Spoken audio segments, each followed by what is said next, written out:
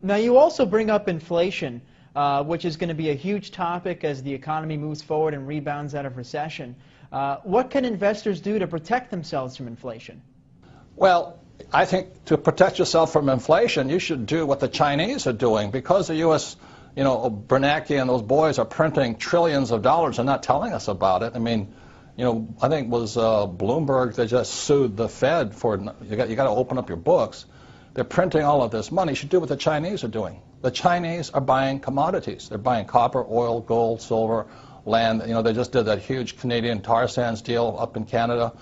So that's all I've ever done. If you look at my investment portfolio, I started investing in oil in 1966, real estate in 1973, and I have my own gold mine and my own silver mine. So if you're afraid of inflation, which you should be, I would think silver is the #1 investment today. Silver is a smoking deal.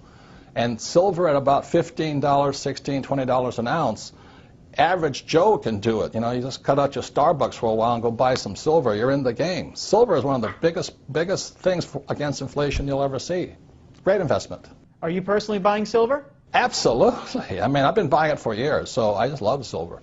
But I was buying it at $3 an ounce. Today it's about 15.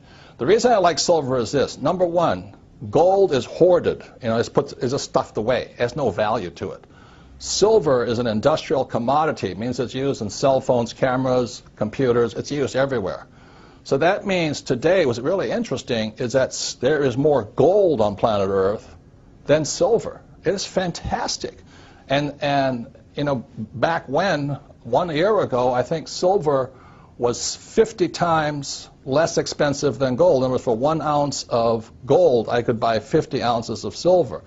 Today, 1 ounce of gold will buy 70 ounces of silver, which means silver is a bargain today. Now, with all the government expansion, inflation looming, taxes running higher, would you say Obama's running the country like a rich dad or a poor dad? Obama? The guys who run the country, I write about this in a book called Conspiracy of the Rich. The people that run the country are Goldman Sachs. Come on, give me a break. And the guys that control Goldman Sachs. It's run by the international banking cartels of the world.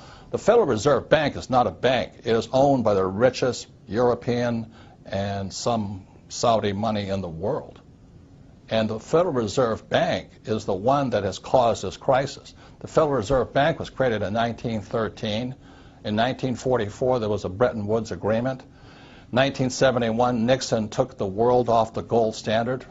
And after that, the Federal Reserve Bank controlled the world. And they could flood the world with fiat money. I mean, currency, that's paper. That's all it is. And throughout history, any time a nation has gone to fiat currency, in other words, government-sponsored money, the money has absolutely gone to zero. It has no value. So that's why you see gold fluctuating right now and silver fluctuating right now, oil fluctuating right now. It's because the world, the smart money knows the U.S. dollar is trash. I don't think Obama can do anything because he doesn't control the world. Goldman Sachs does. Robert Kiyosaki, best-selling author, investor, motivational speaker, and inventor, author of the upcoming book, Conspiracy of the Rich. Robert, thank you so much for coming on the program today. Thank you. This has been an interesting experience. Thank you. Signing off, I'm Dan Mandrew for Newsmax TV Money.